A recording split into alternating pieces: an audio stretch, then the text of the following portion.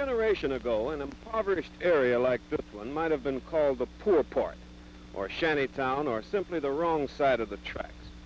A time when the rich helped the poor with occasional odd jobs, old clothes, and the inevitable Christmas basket. Reconciled to the biblical adage that the poor are always with us, no one worried very much about finding a permanent cure for poverty. Certainly no one thought of replacing the Christmas basket with billions of tax dollars. But this is no longer just shantytown. It's Hunters Point and dozens of Bay Area locales just like it, all linked in mutual poverty, anger, and the fear that these communities could become battlegrounds. The so-called war on poverty was created to prevent war in the streets. And every time there's a flare-up of violence, the question logically follows, what's the poverty program accomplishing? To start with, the Bay Area has plenty of poor people to worry about. In San Francisco, areas like Hunters Point, the Western Addition, the Mission District, and Chinatown teem with unemployed members of minority groups. Some 70% of the city's 22,000 unemployed are packed into these four neighborhoods. Oakland is even worse. The unemployment rate in this city of 385,000 is 5 times the national average. The U.S. Commerce Department officially labels the city a depressed area. Industry is leaving, and the city administration seems helpless to reverse the trend.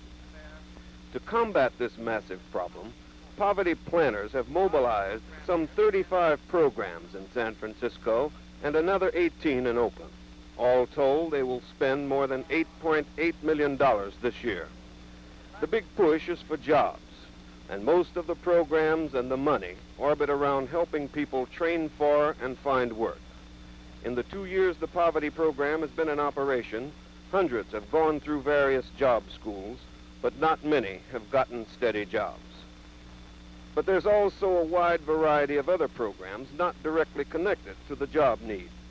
Here, one group tries to reach youngsters' minds with dance and drama training. There, another program concentrates on even younger children in an effort to improve their chances of a good education. Yet another program may offer English language training to those who need it. Simply managing this multitude of programs is already requiring a staggering bureaucracy, which, while undoubtedly well-intentioned, suffers from the paper-shoveling syndromes that ultimately frustrate most big administrative efforts. So far, most of the millions spent have gone to set up this army of administrators without any startling improvement to the lot of the poor. The administrators' answer to this complaint is that the poor can't really be helped until even greater amounts of money are expended. The irony of the San Francisco poverty program is that we do not have the resources that other institutions have. So we cannot... Our resources? Well, our budget, for instance, is this year is $4.3 million. The budget for the Board of Education is $71 million. The budget for the Welfare Department is $6 to $7 million. And the budget for many, many other institutions run into the hundreds of millions of dollars, which we do not have. The best we can hope to do with these limited funds is to demonstrate the need and generate a demand which will then hopefully be recognized by the funding sources, principally Washington, to give us the real tools to do the job. The poverty program has been the subject of a great deal of haggling about who would control it, the poor or the politicians.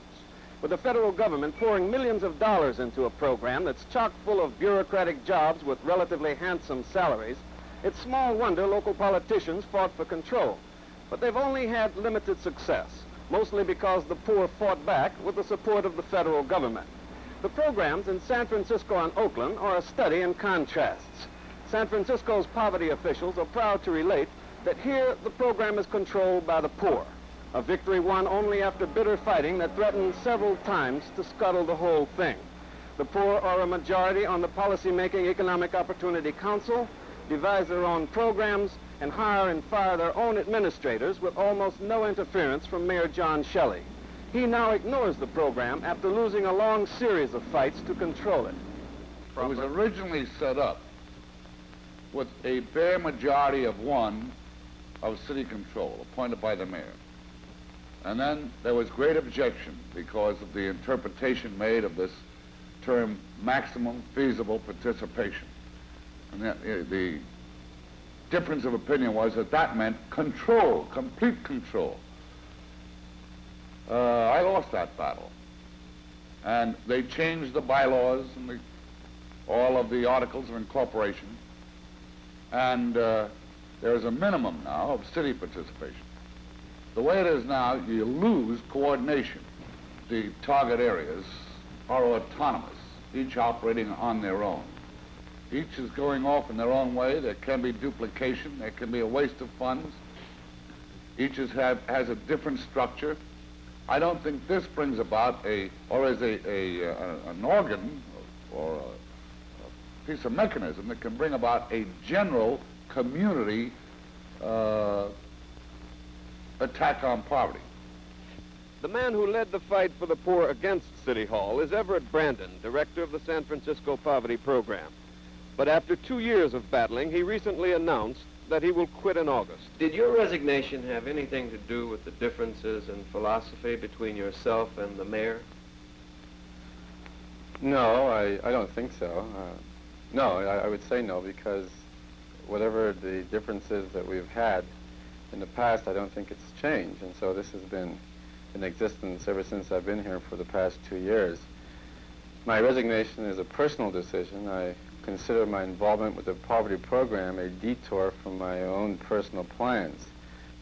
What about the whole matter of political control? If you had to organize again, would you advocate more city control? Absolutely not. I don't think that city control would give to the poverty program the kind of special uniqueness and the kind of special direction that it needs. I think the city has a great number of problems, and the poverty program has to be a #1 priority for that organization that is running it. And I think the reason that the EOC has been effective as it is in bringing about social change in San Francisco is because of this independence. Now, I grant you that in terms of control, in terms of keeping down the lid on the organization, that if we were under the city, that we would not have probably caused as many rankles as we have. But in a sense, it was necessary. We had to cause rankles. We had to take on organizations and institutions that were not doing a good job. And we had to indicate that a new day was here in which people would be evaluated in terms of performance and in terms of delivery of services. And we were willing to cooperate and help all of those agencies who were willing to do a good job. Those that were not willing to do a good job, and those that were receiving monies for that purpose and were not using it effectively, then the EOC felt a responsibility to either move in and do that job for other agencies or to pressure that agency into doing the right kind of job. In Oakland, representatives of the poor likewise have a majority on the program's policy-making body, but control is firmly in the hands of city government. The administration of the project is handled by a city department, the city auditor distributes funds, and the city council can veto any project. Mayor John Redding is reluctant to say it outright, but he is fighting for even more control.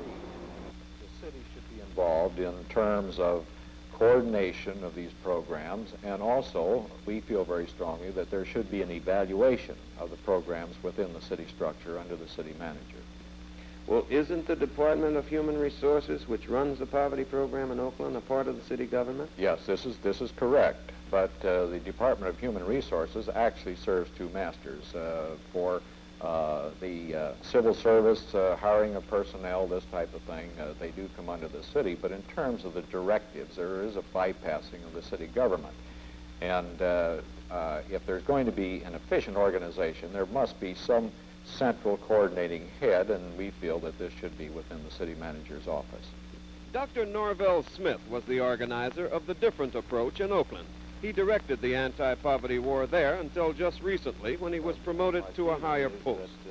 We have to, as a CAP agency, accept the fact that poor people are our constituents rather than our clients, and that this is going to cause some anxiety in your attempt to work along with the institutional fabric, but if you don't have this commitment, you might as well simply resort to being a coordinating mechanism and give up on affecting any change. Ralph Williams is an organizer of the poor in Oakland. His attitude toward control of the program is typical. I'm He's saying mad. that the city fathers have not dealt justly with the people, the poor people in Oakland, with the power that they already have under their control. And I'm saying if they get any more control over this program in Oakland, then as far as I'm concerned, and the rest of the poor, we would rather see the program cut out. It would just become a greater political football if the mayor and the city hall got any more control of the program. In fact, they don't need to control over the program they already have now. Despite the attacks from without and within, the serious effort of the poverty program goes on. The focus of that effort is the poor man's need of a steady job.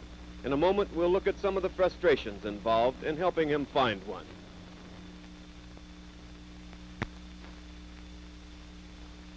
For most people, holidays are great fun, time off for a little leisure. But if you're out of a job, a day off doesn't mean very much. Leisure is a luxury the poor can seldom afford. The things most Americans take for granted in this affluent society, a steady job and an occasional respite from it, are still a long way off for a great many people. For them, the poverty program offers hope, but still only hope. One of the most spectacular reasons for that glimmering of hope is Oakland's East Bay Skills Center. Operating on a $5.2 million budget, the center specializes in training the hardcore unemployed in skills they can use to get a job. There are currently 1,100 enrollees. Henry Casanave, assistant director of the center, describes the kind of person who goes there for help. The typical trainee this year, today, right now, would be approximately 25 or 26 years old. Would be a head of household with approximately 3 to 5 dependents. He would be a male.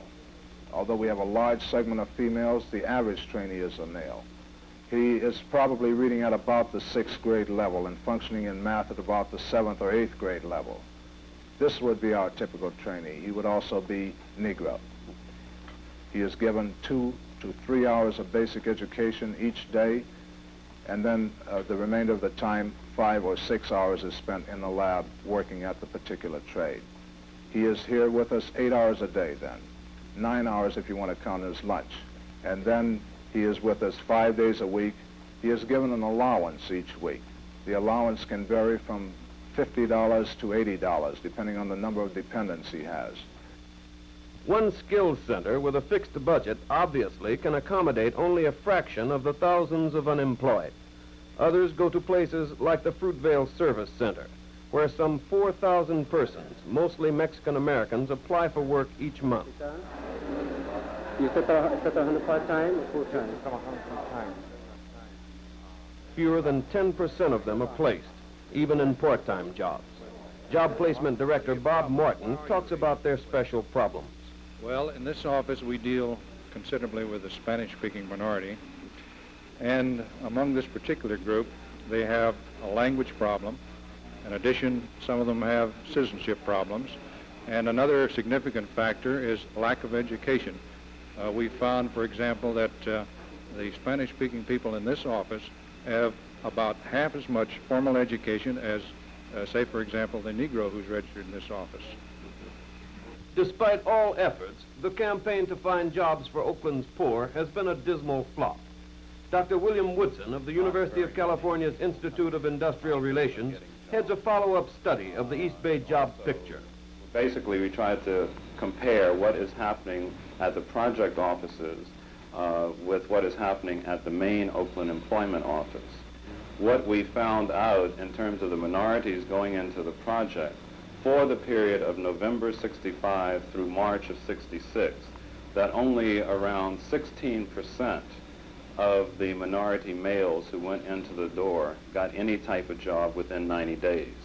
And it was closer to 6% for the women. A sizable number of these jobs are scheduled to last less than 3 days. So when you look at whether or not the job is scheduled, first of all, to last more than 3 days, and also whether or not it's a job that's at the same or higher level than the type of job the person generally has, the figures are cut, the percentages are cut significantly.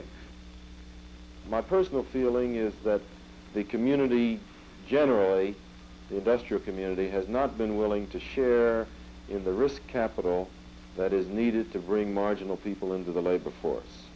They give indications of goodwill and equal opportunity and fair employment, but in the final analysis, they really want to get the best person they can find, and too often this results in suburbanites from Hayward and Walnut Creek getting jobs in Oakland, whereas if there were a little more of a commitment to the industries accepting some of the responsibility for the transition of people into the labor force, and with my own personal commitment to the fact that most people really learn the skills they need on the job anyhow, I think we could have a handle on this job, on the solution to the problem, which we're not close to having.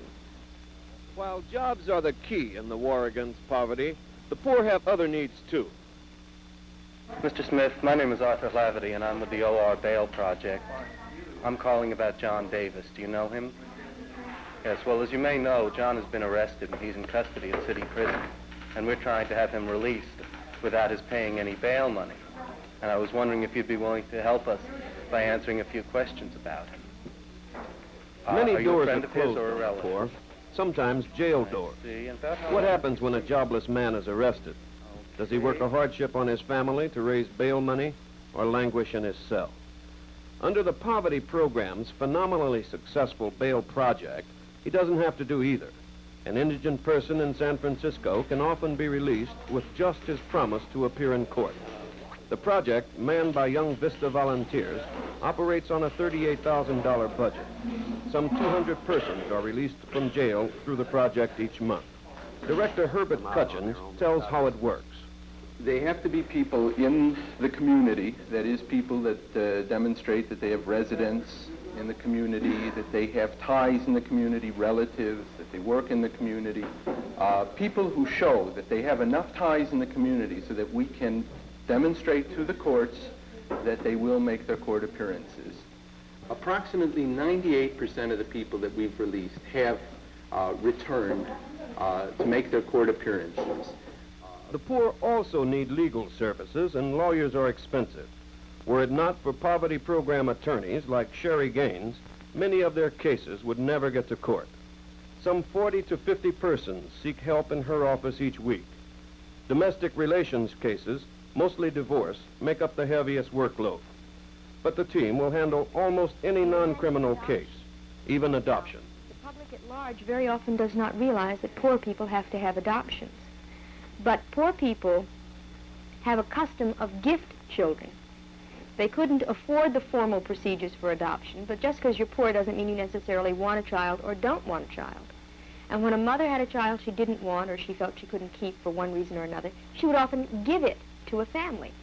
The family might have that child, or even the single woman might have that child for years, then get in need of Veterans Administration benefits, Social Security, or welfare. You cannot collect any of those benefits unless the child is legally related to you. You must either be a legal guardian or a certain kind of blood relative in some instances, or you must be an adopted parent. We will do that kind of work in those fields. San Francisco's Hunters Point is the scene of an outstanding example of the poverty program's self-help philosophy. Here, a group of residents have formed a redevelopment corporation. With the help of expert advisors and a grant from the EOC, they are planning the complete rehabilitation of their neighborhood, even to the design and construction of the buildings. The corporation is headed by a Hunters Point mother of 9, Mrs. Osceola Washington. Condition had got so bad, complaints about housing and the housing condition of Hunters Point, eviction and this type of thing. So the citizens were concerned, and then we organized ourselves, and we are now in cooperative, and we are under the state law, and out of this incorporation, we had gotten a grant of $96,000 from the EOC. And we would like to see our own construction company organized up there, that we can hire the young men in this community that live on the hill, that these people will be able to train and have skilled people, that when redevelopment clear that hill, that these people will be able to walk up and accept the job because they have gone through this training and the rehabilitation. If the war in behalf of the poor is to make permanent changes in the cycle of poverty, they must start with the very young. East Oakland's Child Care Center is a kind of Head Start program for preschool children. It is staffed by neighborhood parents and teachers from Merritt College. Its intent, to expose child and parent to learning experiences they would not have gotten at home. The director is Mrs. Betty McFarland. Over here, we have children learning about different geometric shapes. Right here, our teacher is telling this little girl about differences and likenesses among people. Dark hair, dark hair. And who has the straight hair? Where's the lady with the straight hair? That's right. And who has real curly hair here? Curly hair. Children will sit for hours molding things into shapes that they enjoy feeling and forming. The emphasis in this program is really on training of children and training of parents. We want our parents to learn how to work in the nursery school and also to take home some ideas which have positive value at home. Few, if any, of these youngsters realize the seriousness of poverty. They can afford to wait a few years before demanding results of the poverty program. But their older counterparts are more impatient. We'll hear from them in a moment.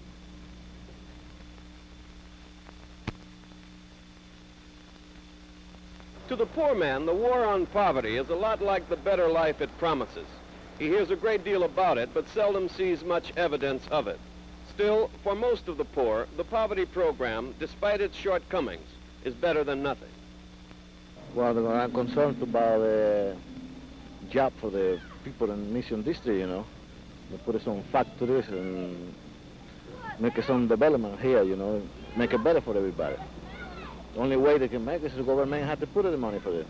I think we were pleased with what has happened in our school, the equipment and whatnot, tape recorders, listening centers. Has been a big help to teaching our children. Well, as far as I can see about it now, I don't think it's anything. So far, I don't see where they're hoping no one else yet. It may further down the road, but right now I don't see where they're hoping them at all. They go to a job, they tell the people they got to belong to the union, and if they go to the union tell them they got to have a job, and so they just get the runaround. And so a lot of people here in San Francisco are starving and hungry and don't have a place to stay. They go down and get help, and the people that like to have a disease or something, they don't want to talk to them. It's not doing the job it was set out to do. The reason why it's not doing the job it is set out to do, because of the fact that they plan for the people and not with the people. And all of the money, or most of the money that's in the program is going for top paying jobs, and the poor people are never given a job that elevate them out of the realms of poverty. Those that get a job out of the program, they are still living in poverty even though they're working every day. Have you heard about the program that they have to help get poor people jobs and help get kids in school, keep them there, educate children?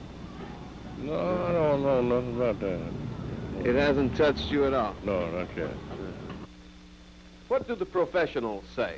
The success of the San Francisco program is that people are having, for the first time, an opportunity to help themselves. We are not conducting a welfare program. We're conducting a program where people have this kind of opportunity to direct their own lives.